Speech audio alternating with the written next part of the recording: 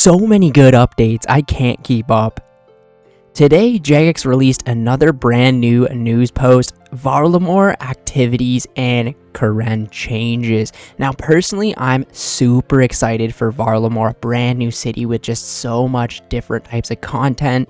Let's hop right into this. Welcome to the final part of our consultation on part 1 of Varlamore. Today's blog will take you through some smaller activities in the first release of our shiny and shining new region. We'll be looking at agility, mining, prayer, and thieving activities and giving you a sense of how you'll be regularly interacting with this exciting new environment.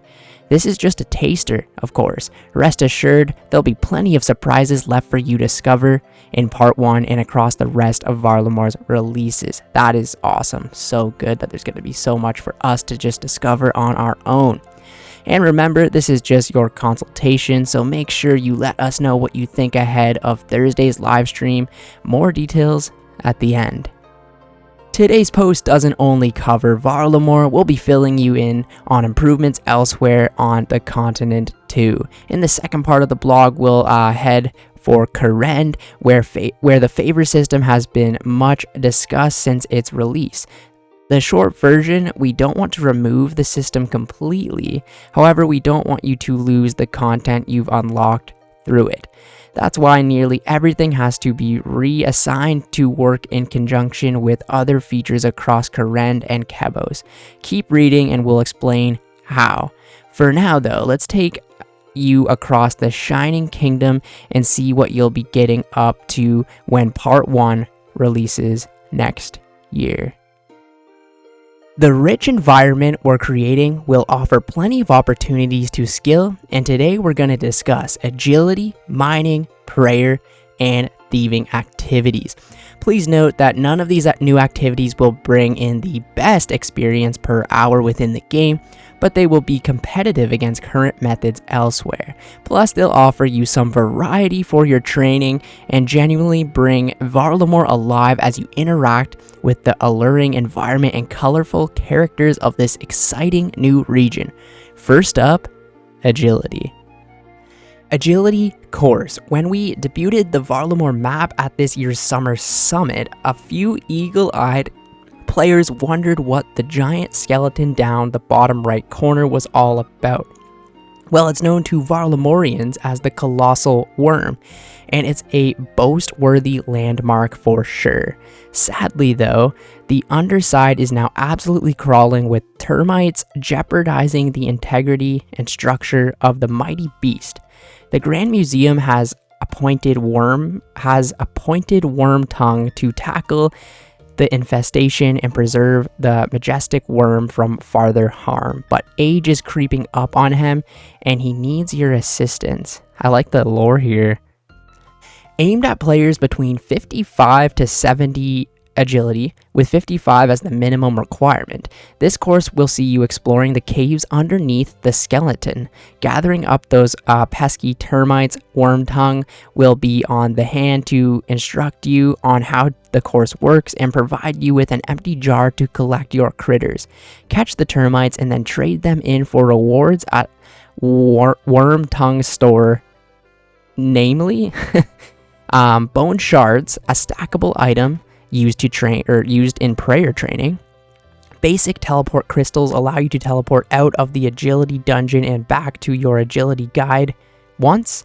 Advanced teleport crystal allows you to teleport out of the agility dungeon and back to your agility guide multiple times. And the graceful skewing kit can be used to recolor an item of graceful to the Varlamore graceful kit. Damn, that looks so cool. Like, it just, I really do like the way that it's like native in a way. I don't know how else to really explain that. It kind of reminds me of like the Karamja people. Alternatively, you can opt to rescue the termites and gift them to the Hunter Guild in exchange for Hunter experience. We want the new agility course to feel like a successor to the Shazian agility course and allow you to naturally progress if you choose across Kurend, Kebos, and Varlamore. We're looking over the current agility methods throughout the game and aiming to take inspiration from the strongest parts of the skill for a course that feels good to tackle on repeat. I love it. I really just love it. Mining activity. Even before all the conversations around mining started, we'd already spoken about including a new method for you to mine to your heart's content in Varlamore. Here's what we are planning. Requiring 40 mining, the new method will be low intensity, a bit like a combination of Camdazol mining and Tears of Guthix. Within the veins, you'll be able to mine bone shards, which were previously mentioned, are items used across Varlamore to worship and a stackable resource. Every so often, water will trickle down one of the veins, and mining those veins doubles the mining success rate. Okay. Occasionally, players will receive calcified deposits. These can be smashed with a hammer at an anvil for either a stack of bone shards, Colbat, that can be traded into someone at Thieving's Alafortis for GP, and a one-time use tradable Camtorm teleport. Much like the alternative use for termites, you'll be able to take the bone shards to our next activity in exchange for prayer XP. For those of you who are curious about mining as a whole, we've got some other plans for current mining activities, and we'll talk more about very soon. Stay tuned. Alright, we've got a prayer activity. Head over to Ralos Rise and get ready to pray to the God of the Sun in our next activity. You'll need a minimum of level 30 prayer to participate in this worship, but it offers a very simple gameplay loop. Bring bones, bless bones, chip into shards, and offer to Ralos. The only thing you'll need to bring other than bones is a jug of wine, which can be used to fill the libation pool for a successful offering. Bone shards can be crafted from most existing bones, and each shard, no matter what bone they are made from, will give you the same amount of experience when offered. The tier of bone determines the amount of bone shards you receive. I like that a lot, with higher being better. And some bones also offer a chance for bonus shards. I like this too because one thing, the Jug of Wine, a lot of Ironman accounts have a ton of these and they don't know what to do with them. Wine can be used up for 1,000 shards, and you'll be able to use Sunfire Dust found at the Fortis Coliseum to charge your wine into libation wine, which results in a little bit more experience for each bone shard offered. However, it also reduces your maximum shards. We're currently thinking to between 500 and 750. We'll also be offering you a way to unnote your bones so that you won't have to spend loads of time going to and from a bank, and can instead commit to worshipping. Amen. Uninterrupted worshipping. Amen. Okay, thank you, Jagex there. Overall, we're looking to set up XP of each bone slightly higher than the Gilded Altar, but be aware that XP per hour will be lower if you're not bringing bone shards gathered from somewhere else. Okay. Overall, that seems pretty decent. A new way to train prayer that won't be, say, in the wilderness, that's risky and stuff like that. And if you can collect a bunch of these bone shards just from playing the game, get a ton of them stacked up, I think it's good for the game.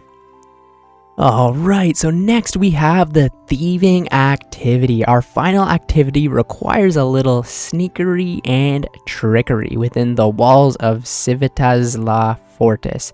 Don't think I'm saying that right at all. A dodgy character lurks around the more affluent households of the city.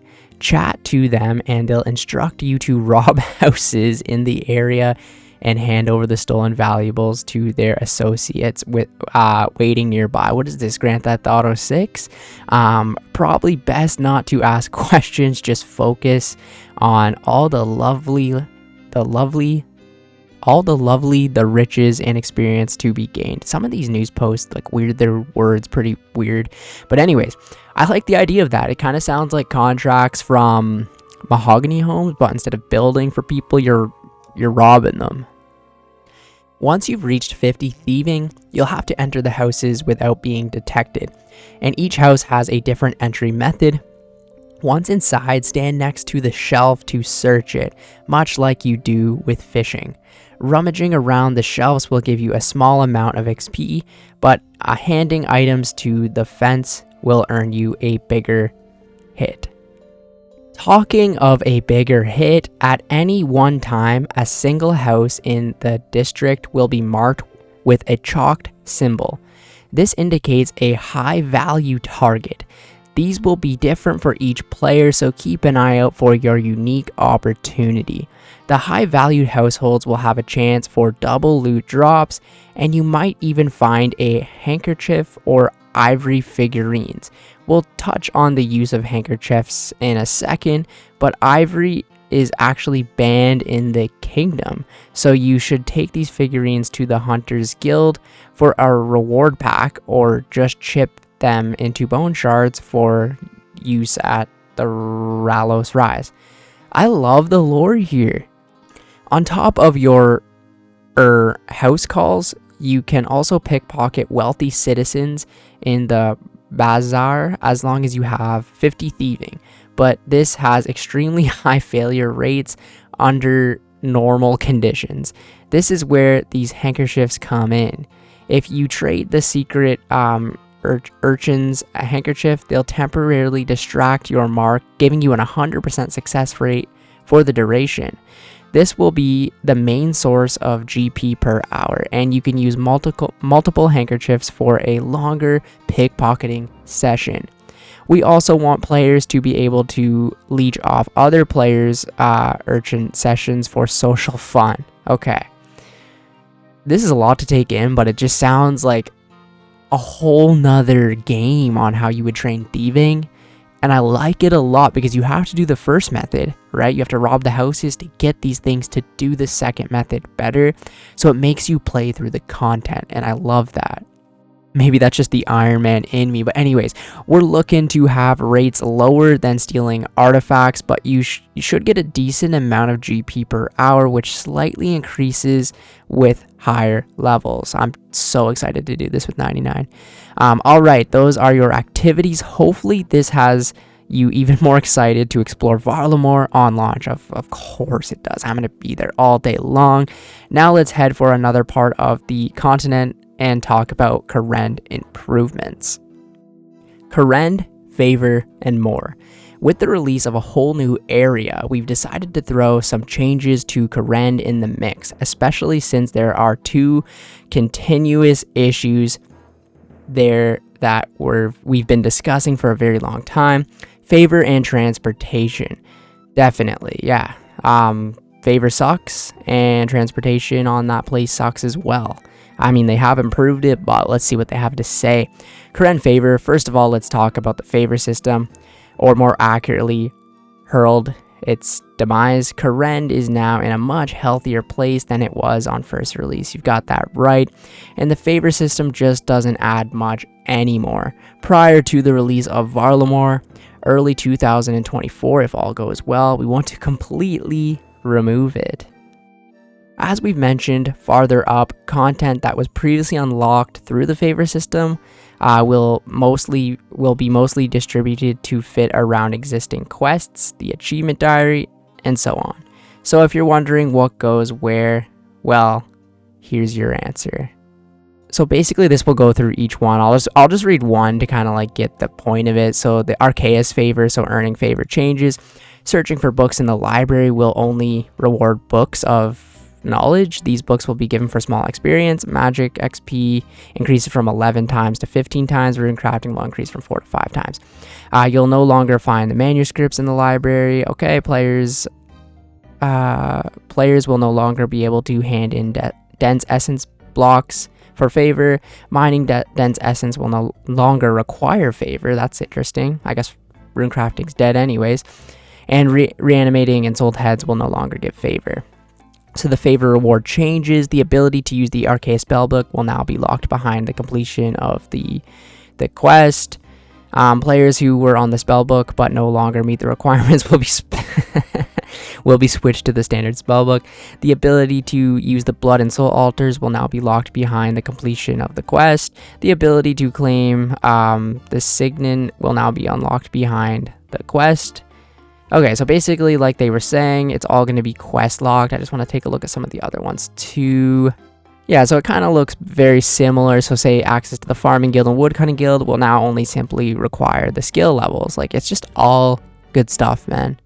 Funny enough, I was actually going to do all these favors on my alt account like soon because I wanted to get all the unlocks, but I'm not going to do that anymore. I'll just wait. Transportation changes. We also think it's time to change some of the ways you can access Karen and its environments.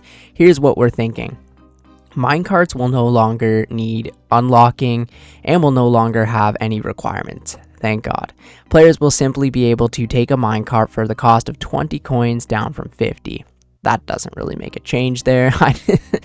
You can still unlock the ability to use minecarts for free, but this will now be locked behind the Forsaken Tower, and any players who previously purchased the unlock will be refunded.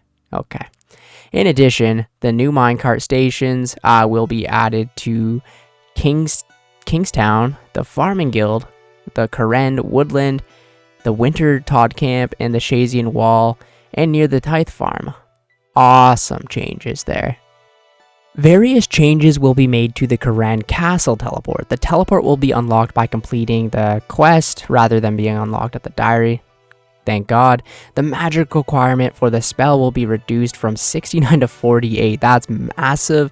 69 is such a high level to get in magic, especially being like an Iron Man, to 48 being more realistic. I like that. The runes needed for the spell will be changed from 5 fire, 4 water, 2 law, and 2 soul to just 2 law, 1 fire, 1 water. Awesome update. Like, who the hell has soul runes on a low level Iron Man? And especially if you're going to add so much content here, make it easier to get to. Teleport tablets for the spell will be added. Nice. And they can be made in your player owned house and will work like any other teleport tablets. Awesome update.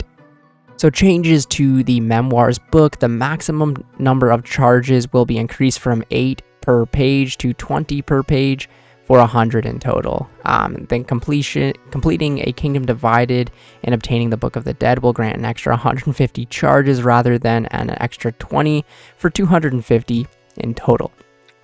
Additionally, charter ships will be added to Port Piscarilius, Land's End, and you'll no longer need to fix the ferry ring in the Arceus to use it. We'll also be refunding players who have already fixed it. Thanks for the 50k there, Jagex. And we'll add an extra ferry ring near the Hosidius Vinery. That's good because that's going to make farming and doing those more viable, right? Like, I actually want to start doing that a lot on my Iron Man, but I need to get the seeds. But if there's a ferry ring added, it just makes it a lot easier. Wow, that was an absolute lot to actually talk about and dive into, but just everything in the past like year, honestly, that they've just said that they were going to do, it just sounds amazing. It's just really going to help the lower level community get into the game, and it's good because they know the game's growing, right? When people start an account, say, you know, like they're like level 70, 80 combat, they've got like a little bit of stats, they might not have as much time to play the game anymore, but with these updates, they'll probably want to do the content more because it's easier to do. It's not the traditional boring methods of doing it. It's more exciting, more colorful, as they were saying. And it's just on a new content, right? Like our new continent. Like, all these players know Varrock, they know Longbridge, right? And they come back to the game. Oh my God, there's this whole new area for us to discover and do so many cool things in. I'm really excited for the thieving one personally, robbing people's houses. That's gonna be a lot of fun. Yeah, I'm just really excited for all of the updates. But anyways, thank you guys so much for watching the video today. Let me know down in the comments below what you think of all these updates. But yeah, anyways, catch you in the next video. See ya later.